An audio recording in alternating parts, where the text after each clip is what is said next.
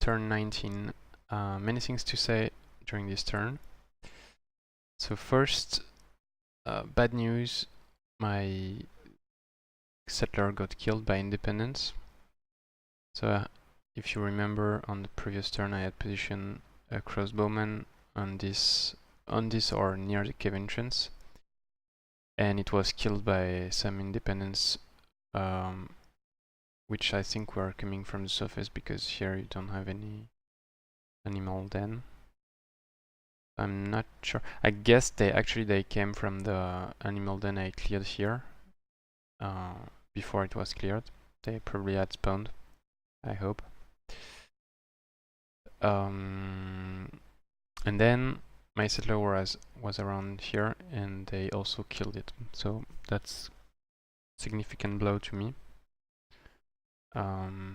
because dwarf settlers are very expensive and takes a lot of time to produce. So I will see how I deal with that later. For now, I'm keeping my production on Warhol, and also, of course, I hope that the roamers do not come to my throne. Otherwise, I would reveal my throne to all other enemies and lose production and be in a big difficulty to take it back, actually, because my troops are still quite far from it. And here I'm still producing lab, and then builder's hall to build a shrine in 2 turns. So if I finish my war hall, the idea was to produce some boar riders, but maybe I should produce a settler too, so I will think about this. Then I saw Jonny Thunder's army. So he did a fight here at the shrine that I wanted to take. And the army that I saw on the previous turn, which was here, with about 6 units, was only about half of his army. So the other half is Warlord Leader, sorry, level 9, which is quite strong with 17 defense, 70 HP, 10 resistance, and big damage dealing. Then 1 Theocrat Dwarf Leader level 7, and a second Theocrat, but it's a human and it's level 4. So if we compare with my troops, he has level 9, 7 and 4. And after the end of this turn, but I've got one more turn compared to him, I've got level 8, 7 and 5. 7 and 5. Or 6. So my heroes are a bit weaker than him, and his wall is actually quite strong. And also I've got one more turn to clear, so actually his hero are much stronger than me. So he did some good clearing. And he has a not very strong army, but a lot of units and some good synergies with Pike, Royal Guard, 2 White Witch, and a Mammoth, and many units that are concealed. If we have a quick look at the battle, so Jonny has 30 casting points, and he has some very nice items.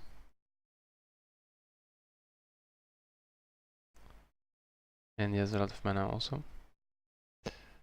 I'm not sure actually it is in mana. So he has a lot of items. He has a fire wyvern egg, which will hatch in 6 turns. So he has Jack's Gift, which gives him plus 10 HP, 70% blight resistance, Arctic Concealment, Frost Protection, Overwhelm, plus 1 defense, plus 2 defense, plus 3 fire damage and Overwhelm, but he already have it through another item. Bard skills and resistance, and martial art, defense command, first strike, blood brother already. already 100% frost protection thanks to the Frostling plus Bleak Warg. Shock protection 20%, light 80%, so it's quite good. Then his weaker Theocrat, bestow Aronar's Touch of Faith, Holy Relic, but it's not really useful. And that's it. And the other one is lagging a bit. Level 7, so 25 CP, bestow Aronar's Touch of Faith, break control, healing, Chaplain. That's it.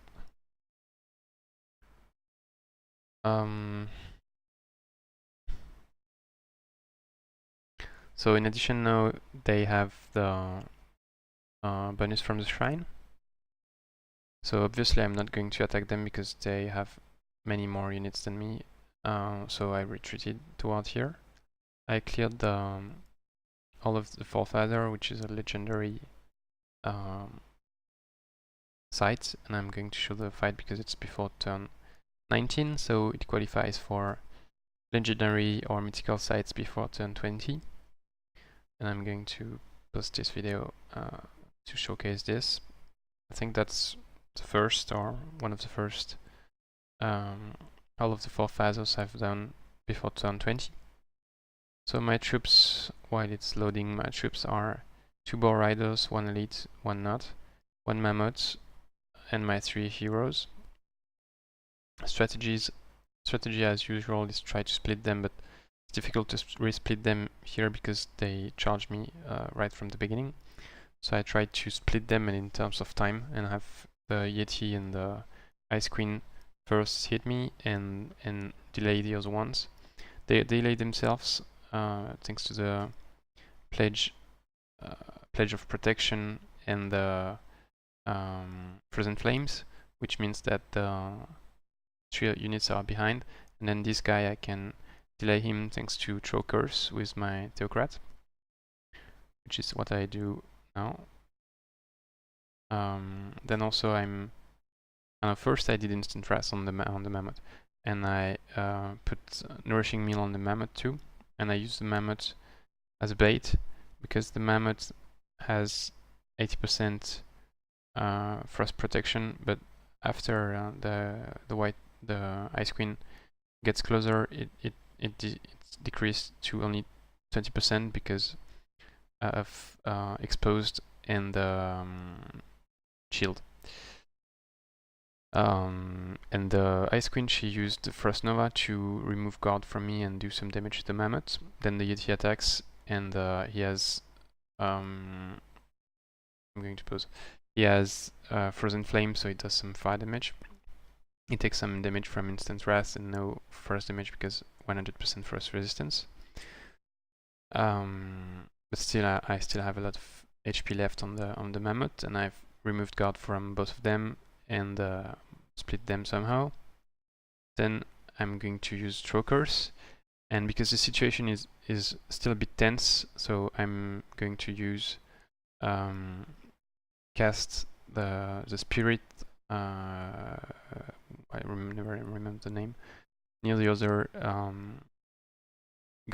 Royal Guard to really split them. Yeah, because actually, yeah, I at the beginning I didn't plan to do this, but then I realized that the Queen had a pledge of protection on this guy, and so she would be very difficult to kill, and I would be exposed with everyone, because my initial plan was to flank her on both sides and then kill her, but could not work. So that's why also I called the Ancestral Spirits there, which is a really good spell. So first I checked if I could shoot the Royal Guard with arrow, but was not very efficient. Then Throw Curse. The Throw Curse means that he cannot reach me. He has only 2 axes of movement. Then I try to stay out of range of the Ice Queen by using the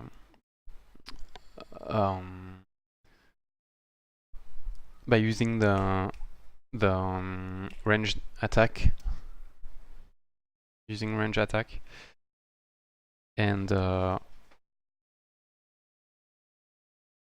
used the ancestral spirits to attack the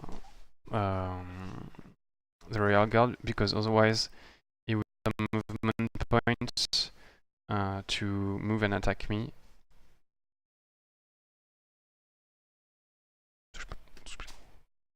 And so I still get exposed. I still get exposed with 2 units, and then I finished the Royal Guard with some attacks from the from my Archdruid, because it doesn't do much damage, and I used the unit that is doing the less damage to just finish the Royal Guard. We had only 4 HP left.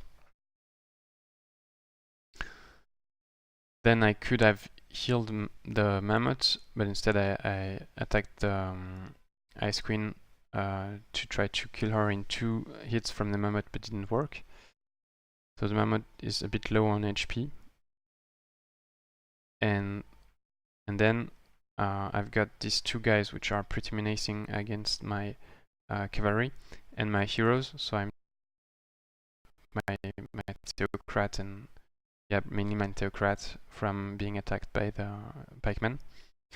But it means I'm opening my flank with the elite boar rider, and my leader is okay, I think, because he has 16 defense and 11 resistance. So, and he cannot be flanked. And then it got pretty dangerous, because I didn't expect this actually. One of the Royal Guard attacks and flank me, then the other can also flank me, and then the Frost Witch gets critical. So at this point I thought, okay, my boar rider is dead. But actually didn't die. 2 HP left. Then I need to have a kind of rescue plan. And then I forgot again that these fuckers had some pledge of protection. So I turn them with some ranged attack to allow my other bow rider to escape without killing them, so I need to limit damage. That's also why I used fire pistol and not the musket, because with the musket I could have killed it, and you really need not to pay a lot of attention not to kill the Royal Guards when you have in melee combat and when you have adjacent units because of the ice death. So always bring a lot of range attack when you do all of the Forefathers to avoid going into melee against them, and same from the Ice Queen. So you really need a lot of melee damage or frost resistance when you're doing all of the Forefathers. And eventually I finished it.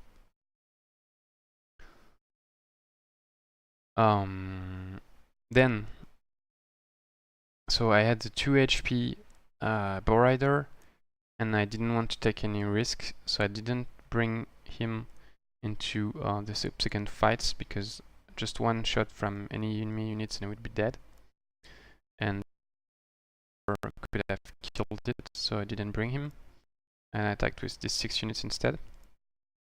Was not too hard because it's on Arctic, so they have very low morale and no lucky.